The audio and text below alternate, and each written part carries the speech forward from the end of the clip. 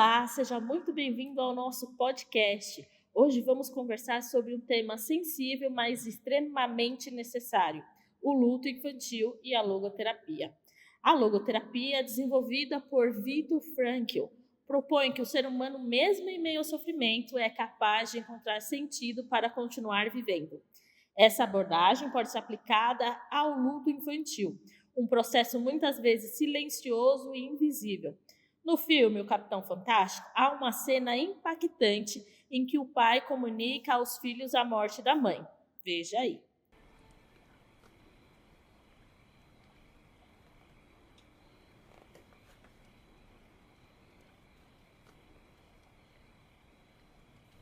Ontem à noite, a mãe de vocês se matou. Se matou finalmente.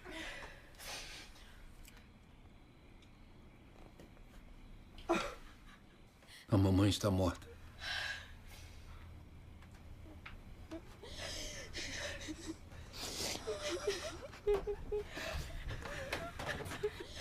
Nada vai mudar.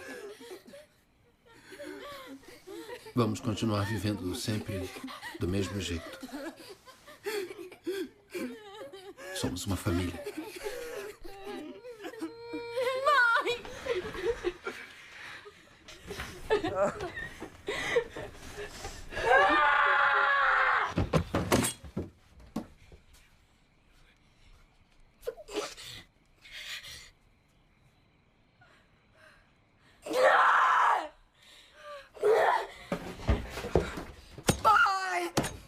Mãe!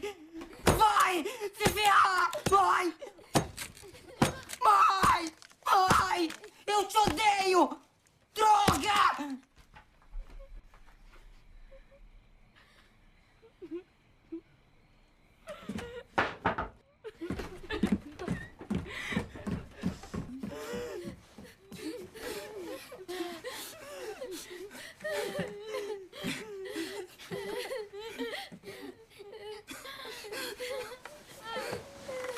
Papai.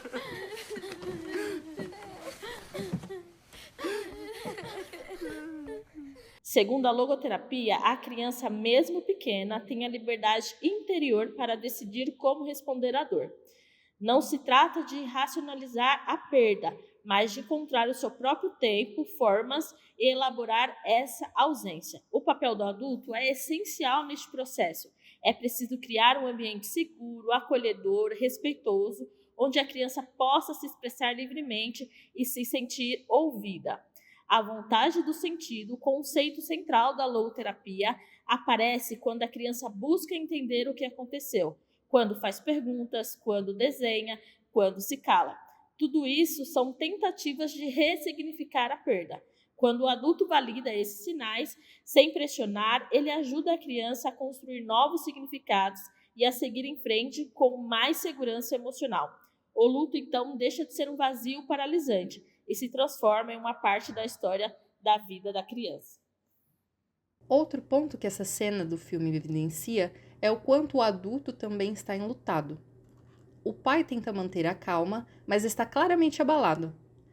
Muitas vezes o cuidador também está sofrendo e precisa lidar com a própria dor enquanto cuida da dor do outro. Essa sobrecarga emocional pode dificultar o acolhimento. Por isso, é essencial que os adultos também recebam apoio emocional, para que possam sustentar esse lugar de cuidado com mais equilíbrio.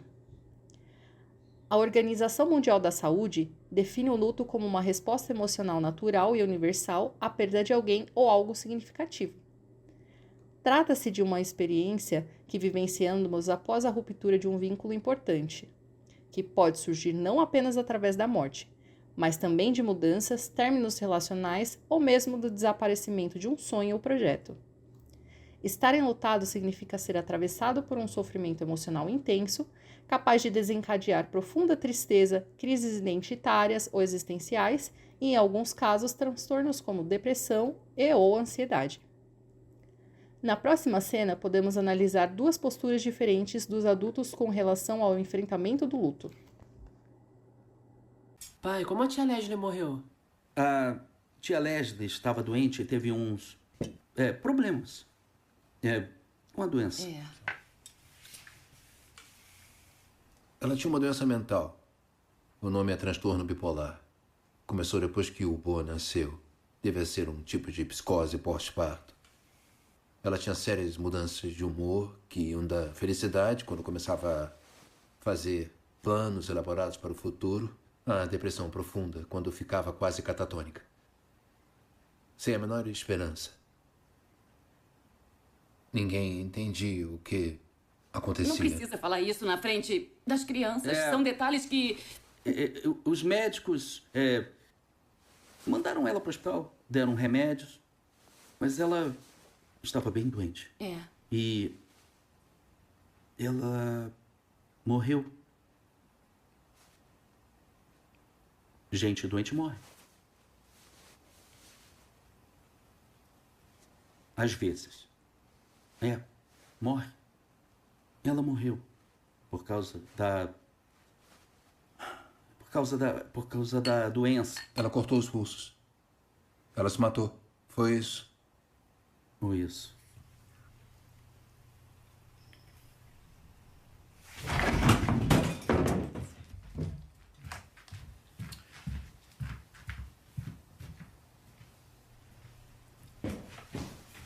Licença.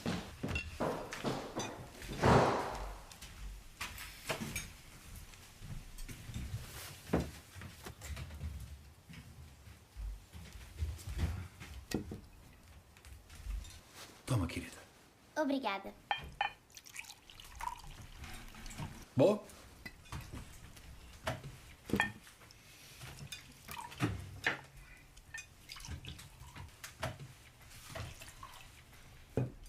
A mamãe. A mamãe. A mamãe.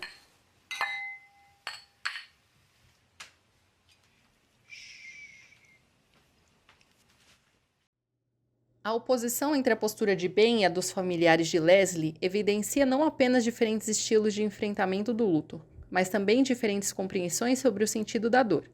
Enquanto os tios representam uma tentativa de negar a morte como estratégia de autopreservação emocional, Ben escolhe o caminho da aceitação ativa, propondo à família um luto vivido com autenticidade e significado. Essa escolha está alinhada com os princípios centrais da logoterapia, considerando o sofrimento não como um obstáculo à vida, mas como uma oportunidade de aprofundar o compromisso com aquilo que confere sentido à existência. Muitas vezes o adulto espera que a criança entenda a morte da mesma forma que o adulto entende. Mas a criança está em um processo de descoberta. Ela ainda está formando a noção de finitude, de ausência permanente, e isso varia conforme a idade e a etapa do desenvolvimento. Por isso é fundamental que os adultos falem sobre a perda de forma verdadeira, sensível e respeitando o tempo emocional da criança. Proteger a criança do sofrimento silenciando a verdade pode gerar mais confusão e insegurança emocional. Oi, passarinho. Sou eu. Desculpe por não saber o que fazer. Desculpe se eu piorei tudo.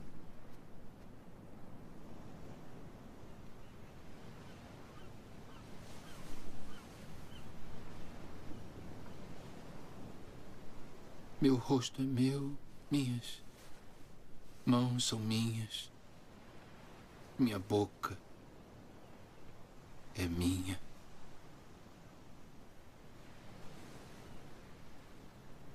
Mas eu não sou. Eu sou seu.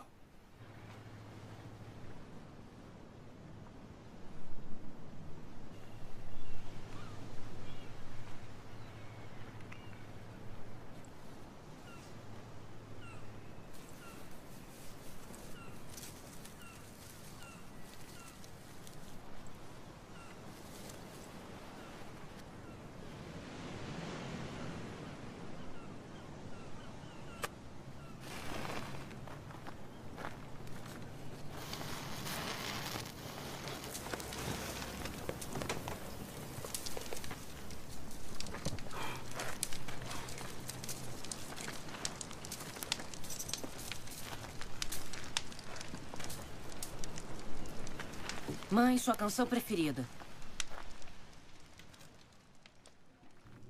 Nessa cena, a família consegue cumprir o último desejo de Leslie com a realização do funeral conforme instruções deixadas pela mesma. Dessa forma, as crianças conseguem ressignificar e elaborar o luto, enquanto realizam um ritual que pode simbolizar a expressão da liberdade humana frente ao sofrimento. Mesmo em uma situação tão desoladora quanto a morte da mãe, as crianças encontram formas de agir com propósito a fim de honrar a memória da mãe. Nesse contexto, reforça-se as afirmações de Frankl ao afirmar que o amor, eu diria, constitui a capacidade de aprender outro ser humano em sua genuína singularidade, e que a criação como uma expressão da liberdade humana é uma das formas pelas quais o homem pode encontrar significado, mesmo nas situações mais desafiadoras. O filme mostra de forma simbólica e até poética que o luto vivido com verdade pode se transformar em aprendizado e ressignificação. Rituais de despedidas, conversas abertas, escuta ativa e presença afetiva ajudam a criança a encontrar segurança emocional para atravessar a perda. A criança não vai superar no sentido de esquecer, mas pode integrar essa ausência com menos dor, quando é acolhida com empatia. Que essa cena do filme e essa conversa aqui sirvam como lembrete. Toda criança enlutada precisa ser ouvida, compreendida e respeitada no seu tempo e na sua forma de sentir. Muito obrigada por nos acompanhar até aqui. Até o próximo episódio.